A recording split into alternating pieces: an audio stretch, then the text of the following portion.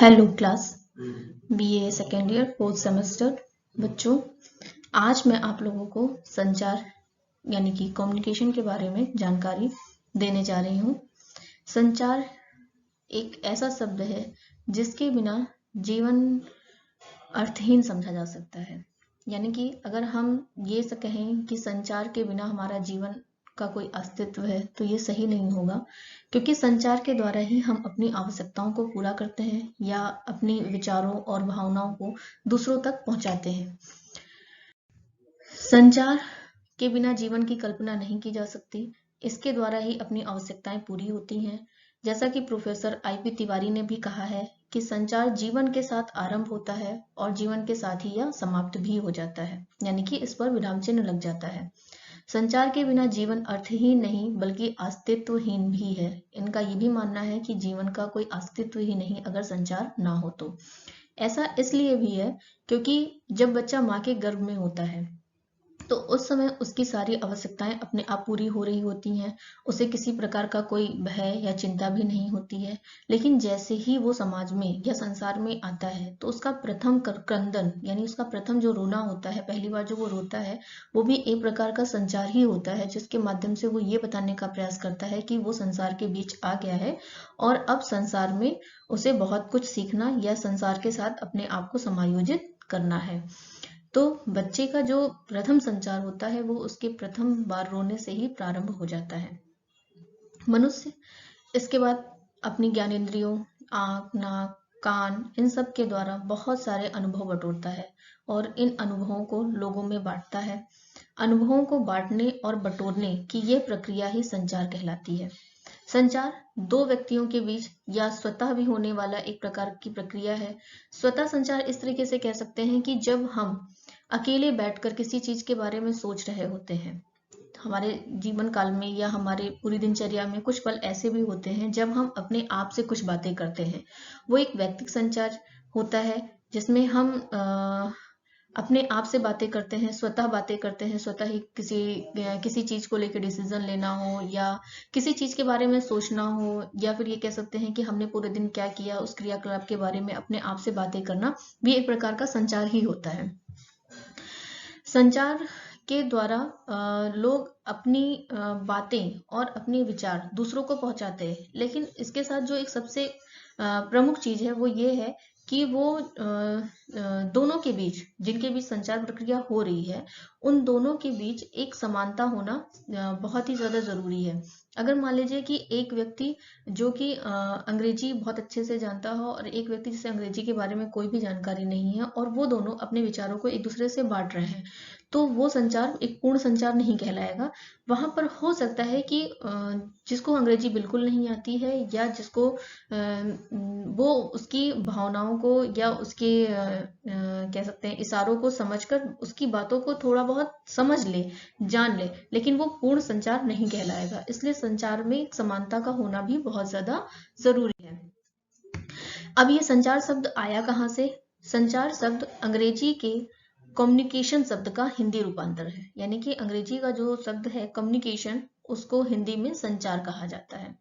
Communication शब्द कहाँ से आया? इसकी उत्पत्ति कम्यून से हुई है, जिसका अर्थ है भावनाओं या अभिव्यक्तियों का आदान प्रदान, यानी कि अपनी भावनाओं को, अपने विचारों को एक दूसरे से बांटना कम्यून कहलाता है। कम्यून शब्द लैटिन भाषा के कम्युनिकेट से लिया गया है, जिसका अर्थ है अपनी भावनाओं और विचारों को एक दूसरे के साथ बांटना। यानी कि अगर हम ये कहें कि जो कम्युनिकेशन है उसमें एक व्यक्ति अपने विचार, अपने अनुभव और अपनी आवश्यकताओं को पूरा करने के लिए जो बातें दूसरों तक पहुंचाता है और वो बातें उस तक पहुंचने के बाद वो उसी तरीके से पूरी भी हो, तब तो वो संचार पूर्ण संचार कहलाएगा। यानी कि अगर हम आपसे कुछ कह रहे हैं और आपको वो चीजें समझ में नहीं आ रही हैं तो वो संचार पूर्ण संचार नहीं कहलाएगा। इसलिए बार बार इस बात पे फोकस किया जा रहा है कि कम्युनिकेशन में समानता का होना बहुत ज्यादा जरूरी है। यानी कि उन दोनों के बीच कुछ ऐसी समानता होनी चाहिए जिससे वे एक दूसरे की भावनाओं और विचारों को समझ सकें। संचार को इस तरीके से भी परिभाषित किया जा सकता है, यानी कि दो या दो से अधिक व्यक्तियों के बीच विचारों, अनुभूतियों और ज्ञान का प्रभावकारी आदान प्रदान ही संचार है। यह आदान प्रदान समान होना चाहिए।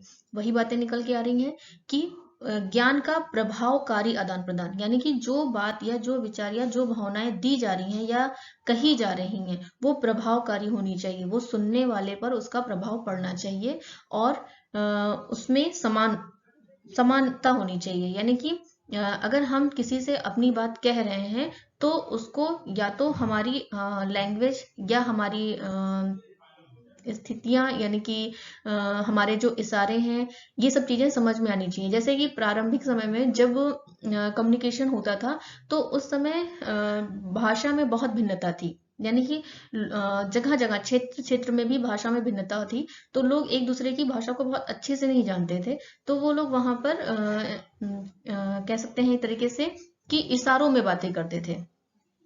इशारों में बातें करना या लोकगीत या इस तरह की कुछ नृत्य कलाएं या कठपुतली, इन सब के द्वारा संचार प्रक्रिया प्रारंभ करते थे, संचार प्रक्रिया चलती थी कि लोगों को हमें जो जानकारी देनी है वो जानकारी हम उनके पास तक कैसे पहुंचाएंगे। इनके लिए वो जो माध्यम चुनते थे वो माध्यम उनके हाव भाव भी हो सकते थे, उनकी कह सकते हैं कि उनकी सांस्कृतिक चीजें भी हो सकती थी। इस तरह की चीजें जो जिससे उन्हें वो जानकारी मिल जाए जो एक व्यक्ति उनको देना चाहता है।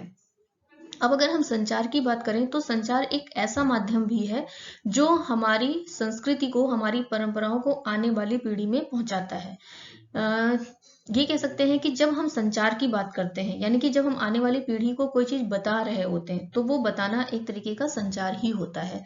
संचार के द्वारा ही हम अपनी धरोहर या अपनी विरासत या एक तरीके से कह सकते हैं कि अपनी संस्कृति को बनाए हुए हैं। अब अगर हम संचार देखें कि संचार प्रक्रिया क्या होती है और ये कैसे पूरी होती है, तो इसमें 4 प्रमुख तत्व होते हैं। संचार प्रक्रिया को पूरा करने के लिए 4 प्रमुख तत्वों की आवश्यकता होती है, यानी कि कम्युनिकेशन में 4 एलिमेंट्स हैं। ये चारों तत्व होते हैं: संचारक, संचार, संचार माध्यम और प्राप्तकर्ता। इन चारों के बिना कोई भी संचार प्रक्रिया पूरी नहीं हो सकती। अब ये क्या होते हैं, इनमें क्या विशेषताएं होनी चाहिए, और इनको जानने के लिए हम आगे देखते हैं। संचारक, जो संचार प्रक्रिया का प्रथम तत्व माना गया है, या कह सकते हैं आरंभकर्ता या प्रथम बिंदु। ये वह व्यक्ति होता है जो संदेश को या सूचना को लोगों तक पहुंचाता है।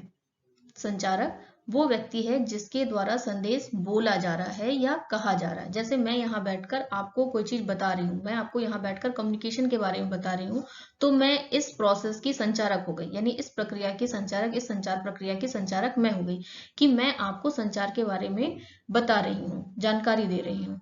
तो इस कम्युनिकेशन प्रोसेस का जो फर्स्ट स्टेप है वो होता है संचारक। इसके कुछ कर्तव्य होते हैं। जो सबसे बड़ा कर्तव्य ये होता है कि जो विचार वो प्रेषित कर रहा है वो लोगों को प्रेरित करे, यानी कि उसको सुनने के लिए, उसको समझने के लिए, उस पर काम करने के लिए उनके अंदर रुचि जागृत करे, जो संचारक का सबसे बड़ा कर्तव्य होता है। अगर मान लीजिए मैं यहाँ बैठकर आपको कम्युनिकेशन के बारे में बता रही हूँ या मैं आपको बैठकर संचार के बारे में बता रही हूँ और सिर्फ मैं बोलती जा रही हूँ, इसका आपके ऊपर कोई प्रभाव नहीं पड़ रहा है, तो ये संचार प्रक्रिया सही नहीं मानी जाएगी।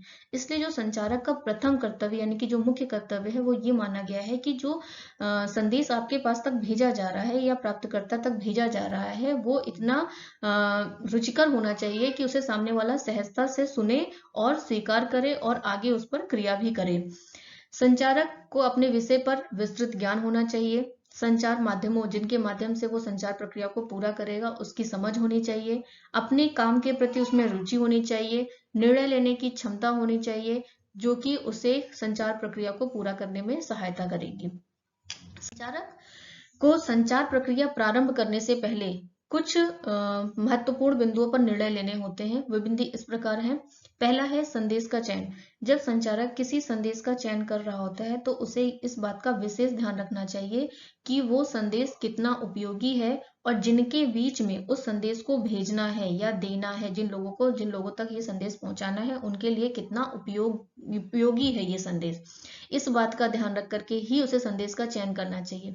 जैसे कि अगर हम लोग प्रसार शिक्षा की बात कर रहे हैं, तो प्रसार शिक्षा में जब एक प्रसारक या प्रसार कार्यकर्ता अपनी जिस गांव में वो प्रसार कार्य कर रहा होता है वहां पहुंचता है और वहां पर जब संदेश दे रहा होता है, तो उसे इस बात का ध्यान रखना चाहिए कि वो एक ग्रामीण क्षेत्र में संदेश का संदेश दे रहा है या ग्रामीण क्षेत्र के लोगों को किसी सूचना से अधिकृत करा रहा है या सूचना उन तक पहुंचा रहा है। तो उसे इस बात का विशेष ध्यान रखना चाहिए कि उनके लिए कौन सी सूचनाएं उपयोगी होंगी।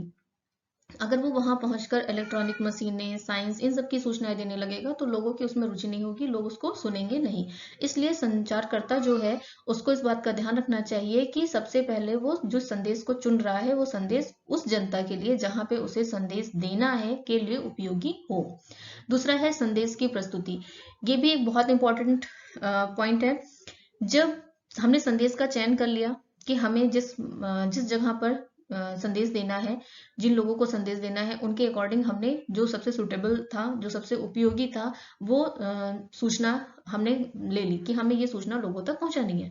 अब उस सूचना को कैसे प्रस्तुत करना है ये भी उसको सोचना होगा, क्योंकि अगर मान लीजिए सिर्फ बातों के माध्यम से या सिर्फ बातों ही बातों में वो अपनी बात कहता जाएगा तो हो सकता है लोगों को वो बोर लगने लगे या फिर वो चीजें लोगों को समझ में ना आए और लोग उसमें इंटरेस्ट ना लें। इसलिए उसे सबसे ज्यादा जरूरी है कि वो ऐसे शब्दों का चयन करे जिससे लोगों को वो अपनी ओर आकर्षित कर सके। ठीक है, बातों को प्रस्तुत करने का ढंग भी उसके अंदर होना चाहिए। एक जब अभिनय करता होता है, कोई पिक्चर होती है, कोई मूवी होती है, तो लोग हमेशा कहते हैं इसकी मूवी है, अच्छी होगी, देखने चलते हैं। ऐसा क्यों? क्योंकि उसने अपनी एक ऐसी भूमिका बना रखी होती है कि हाँ अगर वो आ रहा है तो वो अच्छा ही होगा। ऐसे ही जब कोई बोल रहा है तो वो अच्छा ही बोल रहा होगा, ये सोच करके ही लोगों के अंदर रुचि होनी चाहिए उसे सुनने की। तो जब वो संदेश को प्रस्तुत कर रहा है तो उसे इस बात का ध्यान रखना चाहिए कि हम जो बोलने जा रहे हैं उससे लोग आकर्षित हों और लोग हमारी बातों को सुनने के लिए उसमें रुचि दिखाएं। तीसरा चीज है संचार माध्यम का चयन। अब जब उसने संदेश का चयन कर लिया कि क्या संदेश देना है, किस तरीके से संदेश देना है, इन बातों का डिसीजन ले लिया, तो अब उसके पास आता है कि किस माध्यम से वो संदेश लोगों तक पहुंचाएगा। पढ़ी लिखी जनता है तो पंपलेट, लीफलेट, जो कि मैंने आपको पहले बताया हुआ है, इसके माध्यम से अखबार, न्यूज़पेपर, पत्रिकाएं, पत्र पत्रिकाएं, इसके माध्यम से संचार दे सकता है। अगर पढ़ी लिखी जनता नहीं है या पढ़ा लिखा वर्ग नहीं है तो वहां पर वो रेडियो, टेलीविजन इनका प्रयोग कर सकता है, कठपुतली, लोक नृत्य इनका प्रयोग कर सकता है। तो इस तरह के माध्यम का चयन भी उसे करना होगा कि हमारे जो श्रोता है उसके अकॉर्डिंग हमें अपने संचार का माध्यम चुनना होगा। और सबसे जो लास्ट पॉइंट है इसका निर्णय लेने का, वो ये है कि प्राप्तकर्ता का चयन, यानी कि हमारी जो सूचना है वो किन लोगों के लिए उपयोगी है, इसको ध्यान में रखते हुए ही हमें प्राप्तकर्ता, जिनके पास वो सूचना पहुंचनी है, उनका चयन करना है। प्राप्तकर्ता के हिसाब से ही सूचना का चयन किया जाता है और जिस सूचना का हमने चयन किया है वो किन लोगों के लिए उपयोगी है, ये चीज ध्यान रख करके भी प्राप्तकर्ता का चयन किया जाता है। यानी कि जब हम लोगों के पास पहुंचे तो ऐसा ना हो कि कोई ऐसा संदेश हम उनके बीच में डाल रहे हो या उनको ऐसा संदेश दे रहे हो जिनमें जो उनके लिए उपयोगी ही नहीं है। जब वो उनके लिए उपयोगी नहीं होगा तो व्यक्ति उसको सुनेगा नहीं और उसे अपने जीवन में धारण भी नहीं करेगा। तो संचार प्रक्रिया में संचारक को संचार करने से पहले, यानी कि किसी संदेश को भेजने से पहले इन 4 तत्वों पर विशेष ध्यान देना होता है। इन 4 चीजों का चयन करने के लिए उसे विशेष निर्णय लेने होते हैं। इसके साथ ही संचारक की कुछ योग्यताएं बताई गई हैं जो उसके अंदर होना अच्छी मानी जाती हैं। अगर संचारक में ऐसी योग्यताएं हैं तो ऐसा माना जाता है कि वो जो संचार प्रक्रिया है उसको सही से पूरा कर पाएगा। वो विशेषताएं इस प्रकार हैं। पहला तो है विषय ज्ञान। जैसे मैंने भी बताया है कि जो संचार करता है उसको अपने विषय पर पूरा ज्ञान होना चाहिए। जब उसे अपने विषय पर ज्ञान होगा तो उसके अंदर एक अलग सा कॉन्फिडेंस होगा जिसके द्वारा उसको ये लगेगा कि अगर किसी व्यक्ति के बीच, अगर लोगों के बीच हमें अपने विषय का ज्ञान देना है या किसी विषय का ज्ञान देना है, अगर हमने उसकी पूरी जानकारी ले रखी है तो हमें किसी प्रकार की हिचकिचाहट नहीं होगी और हम अपनी बात लोगों के पास आसानी से पहुंचा सकेंगे। दूसरा, संचार कौशल। जैसा कि अभी बताया गया था कि संदेश प्रस्तुत करने का तरीका, वही चीज सेम हो जाती है कि संचार कौशल, उसके अंदर ये कौशल भी होना चाहिए कि किस तरीके से वो अपनी बात लोगों के पास तक पहुंचाए। उसके अंदर ये गुण होना चाहिए कि वो लोगों को अपनी ओर आकर्षित कर सके, अपने बातों के माध्यम से, अपने संचार माध्यमों के माध्यम से, किसी भी माध्यम से वो किसी भी चीज का चयन करके जब लोगों को अपनी ओर आकर्षित करेगा तभी लोग उसकी बात को सुनेंगे। और जो उसका पहला कर्तव्य है कि लोगों के अंदर जो वो देने गया है वो सूचना उनके पास तक पहुंचे, वो उसको पूरा कर पाएगा। तीसरा है संचार माध्यमों का ज्ञान। साथ ही साथ उसे अपने विषय पर ज्ञान होने के साथ संचार कौशल के साथ उससे संचार माध्यमों का भी ज्ञान होना चाहिए कि कौन कौन से संचार माध्यम है और किन संचार माध्यमों का प्रयोग किस तरह के प्राप्तकर्ताओं पर करना है, और क्या किस तरीके के प्राप्तकर्ताओं के लिए किस तरह के संचार माध्यमों का चयन किया जा सकता है।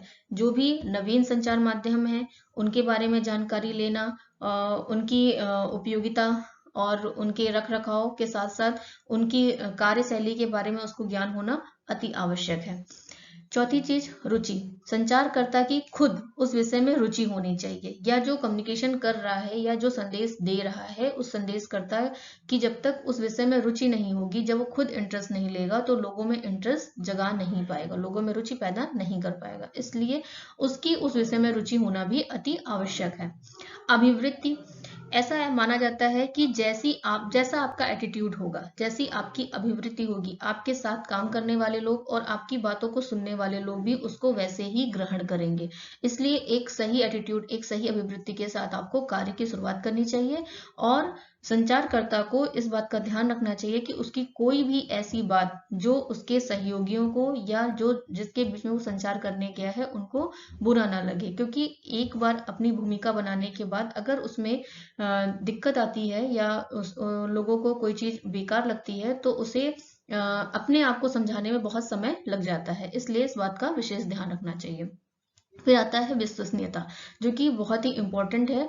अगर किसी चीज पर आपकी विश्वसनीयता नहीं है तो उसे कोई धारण नहीं करेगा। जैसे कि अगर हम न्यूज चैनल की बात करें तो कुछ ऐसे विश्वसनीय न्यूज चैनल हैं जिनको कि लोग सुनना पसंद करते हैं। जब भी कोई नई जानकारी आती है या कोई नई बात होती है तो लोग ये बोलते हैं कि ये न्यूज चैनल लगाओ, इस पर सूचनाएं सही मिलती हैं।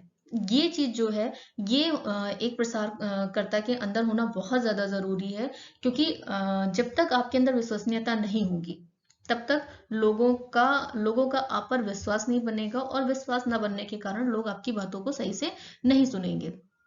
इसके बाद आता है अच्छा व्यवहार, यानी कि जो मैंने अभी बताया कि अभिवृत्ति, आपका एक अच्छा व्यवहार सभी के साथ होना चाहिए, चाहे वो जहां पर आप अपना संदेश देने गए हैं वो हो या आपके साथ जो व्यक्ति कार्य कर रहा है उनके साथ हो। और साथ ही साथ इस बात का भी विशेष ध्यान रखना चाहिए कि हम जब लोगों के बीच संचार की प्रक्रिया को प्रारंभ करने जा रहे हैं या कोई संदेश देने जा रहे हैं तो हमारा व्यवहार ही लोगों के बीच हमारी इमेज बनाएगा। हमारा जो व्यक्तित्व है वो हमारे व्यवहार से ही निखर के लोगों के सामने आएगा। इसलिए अपने व्यवहार पर भी विशेष ध्यान रखना चाहिए। ये तो थे संचारक की योग्यताएं। इसके बाद जो दूसरा पॉइंट आता है वो है संदेश। पहला हमने बताया संचार प्रक्रिया में पहला है संचारक, दूसरा है संदेश। यानी कि पहला संचारक जो संदेश दे रहा था, अब जो वो सूचना दे रहा है, ठीक है, वो होता है संदेश। प्रत्येक संदेश के पीछे एक निहित उद्देश्य या लक्ष्य होता है। जो भी संदेश होता है उसका कोई ना कोई लक्ष्य या कोई ना कोई उद्देश्य जरूर होता है, तभी वो संदेश लोगों तक पहुंचाया जाता है या तभी वो संदेश अच्छा माना जाता है।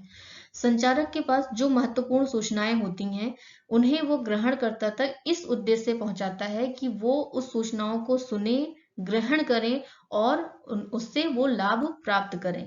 ठीक है, कहने का मतलब ये है कि जब संचारक किसी सूचना को लोगों के बीच प्रेषित करता है, भेजता है या देता है, तो उसका यही उद्देश्य होता है कि जो सूचना मैं लोगों के लिए लाया हूं वो उनके लिए लाभकारी हो।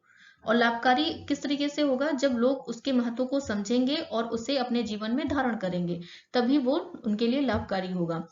इसके साथ ही संदेश में कुछ विशेषताएं हैं जिनका होना अनिवार्य है। इन विशेषताओं के साथ ही कोई संदेश ज्यादा इंपॉर्टेंट या ये कह सकते हैं कि ज्यादा इम्पैक्ट डालता है, लोगों के ऊपर ज्यादा प्रभाव डालेगा अगर वो विशेषताएं इसके अंदर हैं। तो संदेश के में होने वाली विशेषताएं इस प्रकार है। पहला तो है स्पष्ट एवं सहज, यानी कि जो संदेश है वो एकदम क्लियर होना चाहिए और बहुत ही सरल शब्दों वाला होना चाहिए, जैसे कि सुनने वाला आसानी से समझ जाए।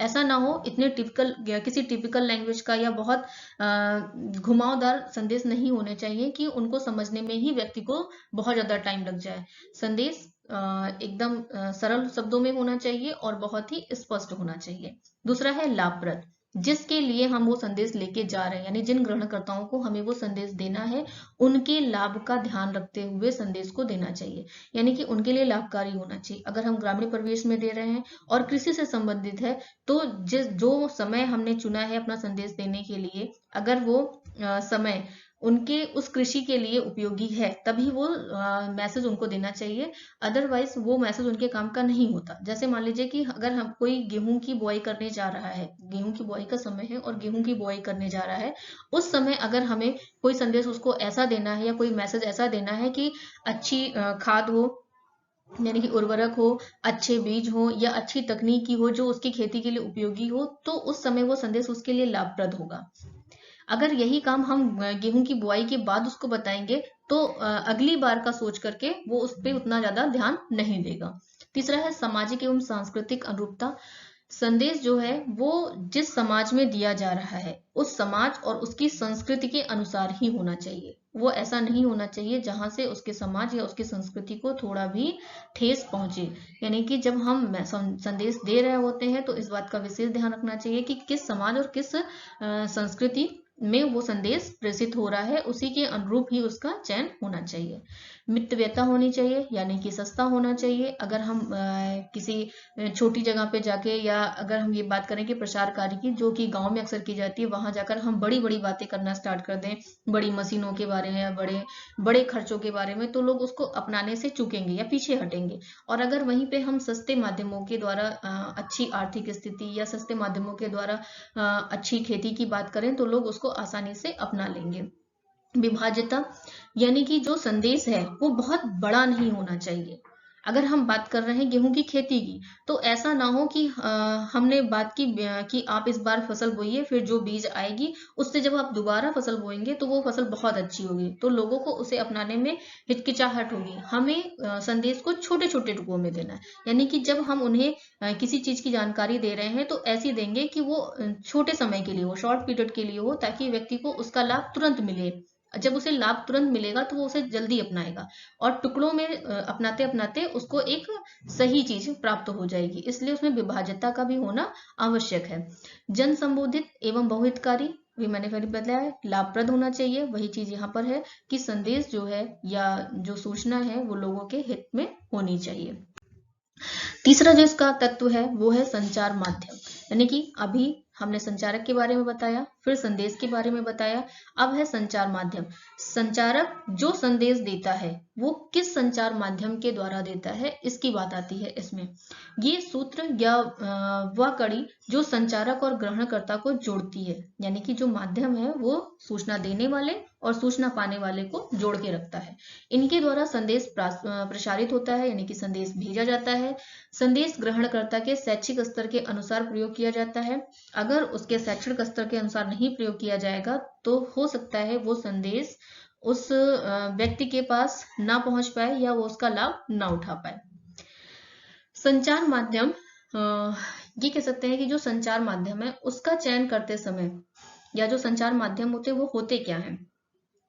संचार माध्यम लोकगीत हो सकता है, लेफलेट पंपलेट पत्रिकाएं हो सकती है, न्यूज चैनल हो सकता है, टीवी और रेडियो हो सकता है, या स्वयं किसी के द्वारा दिया जाने वाला भाषण हो सकता है, या ये कह सकते हैं कि जिसके द्वारा हमें सूचना मिलती है। अगर हम टीवी देख रहे हैं, टीवी के द्वारा हमें कोई सूचना मिल रही है, वो हमारा संचार माध्यम हो गया। रेडियो सुन रहे हैं, रेडियो से कोई सूचना मिल रही है, वो हमारा संचार माध्यम हो गया। हमने कोई न्यूज़पेपर पढ़ा, कोई पंपलेट या लीफलेट खोल के पढ़ रहे हैं, वो हमारा संचार माध्यम हो सकती है। जिसके द्वारा हमें सूचना मिल रही है वो हमारा संचार माध्यम हो गया। संचार माध्यमों के उपयोगी होने के लिए निम्नलिखित बातों पर ध्यान दिया गया है, यानी कि अगर संचार माध्यम को हमें सफल बनाना है, संचार प्रक्रिया को सफल बनाना है, तो एक सही संचार माध्यम का चयन करना होगा, और सही संचार माध्यम के अंदर ये सारी बातें होना जरूरी है। पहला है उपयुक्तता, यानी कि उसकी कितनी जरूरत है। ये इस बात पर भी आधारित है कि वो हमारे पास मौजूद है या नहीं है। जब संचारक किसी संदेश को देने जा रहा है तो उसे इस बात का ध्यान रखना चाहिए कि हम किसके बीच में दे रहे हैं संदेश। अब हम जिनके बीच में संदेश दे रहे हैं उनको वो संदेश पहुंचाने के लिए हमारे पास वो चीज उपयुक्त मात्रा में है या नहीं है। जैसे कि मान लीजिए अगर हम ग्रामीण क्षेत्र में संदेश देने जा रहे हैं और हमने कहा कि हम टेलीविजन के माध्यम से देंगे, पता चला कि उस गांव में लाइट ही नहीं है या अधिकतर लोगों के पास टेलीविजन ही नहीं है, वहां पर उस चीज की कमी है, तो वो संदेश एक तरीके से असफल हो जाएगा या लोगों के पास सही से नहीं पहुंच पाएगा। दूसरा है उपलब्धता। ये भी कहीं ना कहीं उपयुक्तता से ही मिलता जुलता है कि उपलब्ध होना चाहिए वो साधन लोगों के पास, प्राप्तकर्ता के पास। अगर प्राप्तकर्ता के पास ही वो साधन उपलब्ध नहीं होंगे तो हमारे संचार हमारा जो मैसेज है, हमारा जो संदेश है वो उनके पास तक नहीं पहुंच पाएगा। पहला था उपयुक्त, यानी कि जो सूचना है उसके अनुसार होना चाहिए। दूसरा है उपलब्ध, यानी कि जिनके पास ये सूचना पहुंची है उनके पास ये होना चाहिए। और तीसरा है सस्तापन, यानी कि जब हम किसी मैसेज को कन्वे कर रहे हैं, कोई मैसेज लोगों के पास तक पहुंचा रहे हैं, तो हमें ये भी देखना है कि जिन संचार माध्यमों का हम उपयोग करने जा रहे हैं वो सस्ते हों, यानी कि लोगों की पहुंच में आसानी से हो। चाहे वो न्यूज़पेपर हो, लीफलेट पंपलेट हो, कोई पत्र पत्रिका हो, या ये कह सकते हैं कि टेलीविजन हो या कठपुतली हो, लोक नृत्य हो, वो लोगों के पास हो। अगर हम गांव की बात करते हैं तो, और अगर ऐसे गांव की बात करते हैं जो बहुत पिछड़ा हुआ है, अगर वहां पर लाइट की व्यवस्था नहीं है, वहां पर टेलीविजन रेडियो की व्यवस्था नहीं है, या लोग वहां पर पढ़े लिखे नहीं है, तो पत्र पत्रिका का भी प्रयोग नहीं कर पाएंगे। वहां हम चार्ट पोस्टर के माध्यम से संदेश को दे सकते हैं, अपनी बातों से संदेश पहुंचा सकते हैं, स्वयं जाकर के लोगों को संग्रहित करके उनको मैसेज कन्वे कर सकते हैं, या फिर कोई लोक नृत्य, कोई नुक्कड़ नाटक या कठपुतली नृत्य, इन सब के माध्यम से भी हम वहां के लोगों को जागरूक कर सकते हैं। उपयुक्त चयन, ये भी उसी पे आता है कि उपयुक्तता पर, कि जो भी माध्यम हम चुन रहे हैं, जिस जिस संचार माध्यम का हमें प्रयोग करना है, वो संचार माध्यम उतना उपयुक्त होना चाहिए। यानी कि अगर ये बात करें कि जिस संदेश को हमें देना है और जिन लोगों को देना है, उन दोनों चीजों को ध्यान में रखते हुए वो संचार माध्यम होना चाहिए। एक से अधिक माध्यमों का प्रयोग, यहाँ पर भी बात आती है कि जब हम किसी के बीच में बैठकर या किसी को कोई संदेश दे रहे होते हैं, और अगर हमें वहां पर लगता है कि हम एक से अधिक हमें माध्यमों का प्रयोग करना होगा, तभी लोगों को वो चीज समझ में आएगी या बहुत अच्छे से समझ में आ जाएगी, तो इसका भी ध्यान हमें रखना चाहिए। जैसे कि मान लीजिए अगर हमने कोई पोस्टर लगवा दिए गांव गांव में, या किसी संदेश को पहुंचाने के लिए सब जगह पे पोस्टर लगवा लिए हैं, चार्ट लगवा दिए हैं, इसके बाद भी हमें लगता है कि नहीं, लोगों के पास जा करके उन्हें मौखिक रूप से या उन्हें बुला करके समूह में उनसे एक भाषण के द्वारा, एक स्पीच के द्वारा, या फिर ये कह सकते हैं कि किसी लोक नृत्य के द्वारा लोगों को वो संदेश पहुंचाना चाहिए, तो हम इसका प्रयोग भी कर सकते हैं। तो संचार माध्यम का चयन करते समय इन बातों पर विशेष ध्यान रखना चाहिए। इसके बाद आता है प्राप्तकर्ता, यानी कि संचारक हो गया, संदेश हो गया, संदेश माध्यम हो गया, अब आता है प्राप्तकर्ता, जिनके पास ये संदेश पहुंचना है। इसे संचार प्रक्रिया का चौथा तत्व कहा गया है और अंतिम बिंदु। जैसे संचारक को प्रथम बिंदु कहा गया था, वैसे ही प्राप्तकर्ता जो है वो उसका अंतिम बिंदु है। संचार प्रक्रिया की सफलता प्राप्तकर्ता पर आधारित होती है। जो संदेश हम देना चाह रहे हैं, या संचारक जो संदेश देना चाह रहा है, वो संदेश संचार माध्यमों से होता हुआ प्राप्तकर्ता तक पहुंचता है। प्राप्तकर्ता के लिए वो कितना उपयोगी है, उसने उसको कितना धारण किया, कितना उसको समझ में आया, इस सभी से जो संचार प्रक्रिया है वो इस सभी पर डिपेंड करती है कि वो संचार प्रक्रिया सफल होगी या असफल होगी। प्रेषित संदेश में प्राप्तकर्ता की रुचि, समझ, उसका उपयोग संचार प्रक्रिया को सफल बनाता है। प्राप्तकर्ता के संदर्भ में निम्न बातों को रखा गया है, जिनको जो प्राप्तकर्ता होता है, अगर उनको उनकी इन बातों को ध्यान में रखा जाए तो हो सकता है संचार प्रक्रिया हमारी जो है वो सही से पूरी हो जाए। अब अगर हम प्राप्तकर्ता में निम्नलिखित बातों की बात करें तो सबसे पहला आता है आवश्यकता, यानी कि जब हम संदेश दे रहे होते हैं और जिनको हमें संदेश देना होता है, हम ये देखते हैं कि उसको उस संदेश की आवश्यकता है या नहीं है, उस मैसेज की या उस जानकारी की उसे आवश्यकता है या नहीं है। अगर हम वृद्धा पेंशन योजना की बात करें तो वृद्धा पेंशन योजना, अगर हम ऐसे लोगों के बीच में उनकी बात करते हैं जहां पर वृद्ध लोगों की संख्या बहुत कम है, या जहां पर एक ऐसा जनसमूह जहां पर वृद्ध लोग नहीं है और हम वहां पे वृद्ध पेंशन योजना के बारे में लोगों को बता रहे हैं, तो पहले तो लोग उस सूचना को सुनने से इग्नोर करेंगे, पीछे हटेंगे कि अरे हमें क्या फायदा है, ठीक है। दूसरी चीज, जो लोग थोड़ी बहुत जानकारी लेना चाहेंगे भी, इंटरेस्ट दिखाएंगे कि हो सकता है हमारे घर में कुछ वृद्ध लोग हैं, उनके लिए ये सूचना काम में आ जाए, तो वो भी उतनी रुचि नहीं लेंगे जितना उनको उसमें रुचि लेनी चाहिए। तो सूचना जो प्राप्तकर्ता होता है उसकी आवश्यकता को ध्यान में रखते हुए ही हमें सूचना देनी चाहिए। दूसरा है उपलब्ध साधन। इस बात का ध्यान रखना चाहिए कि प्राप्तकर्ता के पास जो मैसेज पहुंचा रहे हैं और मैसेज पहुंचाने का जो माध्यम है वो माध्यम उनके पास है या नहीं है। अगर नहीं है तो हमें किसी और माध्यम का चयन करके उनके पास तक सूचना पहुंचानी होगी। तीसरा, शैक्षणिक स्तर। प्राप्तकर्ता का शैक्षणिक स्तर कैसा है, पढ़ा लिखा है या अशिक्षित वर्ग में आता है या कम पढ़े लिखे वर्ग में आता है, उसके हिसाब से भी हमें उनके पास तक मैसेज को पहुंचाने के बारे में सोचना होगा कि किस तरीके से हम जो अपनी सूचनाएं हैं उनके पास तक पहुंचाएं। तीसरा है मनोवृत्ति। जो प्राप्तकर्ता होती है उसकी मनोवृत्ति जानना बहुत ज्यादा जरूरी है। अगर मान लीजिए कि कोई व्यक्ति किसी विशेष बात को लेकर के बहुत दुखी है और हमने उसके पास वही बात कर दी, तो वो तो पहले ही वो उस चीज से पीछे हट जाएगा, उसमें कोई इंटरेस्ट नहीं लेगा। या फिर ये कह सकते हैं कि अगर किसी व्यक्ति की किसी चीज को लेकर के पहले से कोई सोच बनी हुई है तो उस सोच को हटाना बहुत जल्दी संभव नहीं होता है, उसको धीरे धीरे हटाया जा सकता है। इसलिए उस व्यक्ति की मनोवृत्ति जान करके ही उसको वो संदेश दिया जाना चाहिए। सामाजिक एवं सांस्कृतिक परंपराएं, मैंने पहले भी बताया कि जिस समाज में या जहाँ के लोगों को हमें सूचना देनी है, संदेश देना है, वहाँ की सामाजिक और सांस्कृतिक परंपरा पर कोई हस्तक्षेप नहीं करना चाहिए। ऐसा ऐसा कोई भी मैसेज या ऐसा कोई भी क्रिया कार्य नहीं करना चाहिए जो वहां की सामाजिक या सांस्कृतिक परंपरा को ठेस पहुंचाए। पूर्वानुभव, जो बहुत ही ज्यादा जरूरी होता है किसी भी चीज को आसानी से समझाने के लिए। अगर किसी व्यक्ति का, यानी कि जो प्राप्तकर्ता की बात हम यहाँ पे कर रहे हैं, अगर प्राप्तकर्ता की किसी चीज को लेकर के कोई पूर्वानुभव है तो उससे जोड़ते हुए जब हम उसे कोई जानकारी देंगे तो वो उसको बहुत जल्दी और बहुत आसानी से समझ लेगा। ये तो थे प्राप्तकर्ता को जब हम मैसेज दे रहे होते हैं तो उस समय ध्यान रखने वाली बातें। अब आता है संचार के चारों तत्व का जो सार है कि संचारक, संदेश, संदेश माध्यम और प्राप्तकर्ता, इन चारों के द्वारा ही संचार प्रक्रिया पूरी होती है। और इन्हीं तत्वों को ध्यान में रखकर हम इसके अध्ययन क्षेत्र को भी समझ सकते हैं कि इसका अध्ययन क्षेत्र कितना व्यापक या कितना बड़ा है।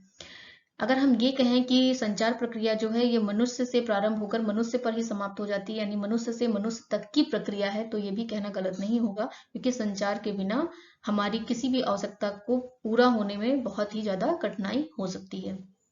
बच्चों, उम्मीद है आपको संचार प्रक्रिया या संचार के तत्व आसानी से समझ में आ गए होंगे। अगर कुछ क्वेरीज या कुछ क्वेश्चंस हैं आपके जो आपको नहीं समझ में आते हैं या कुछ पूछना है इसके अलावा भी, तो आप मुझसे पूछ सकते हैं। धन्यवाद।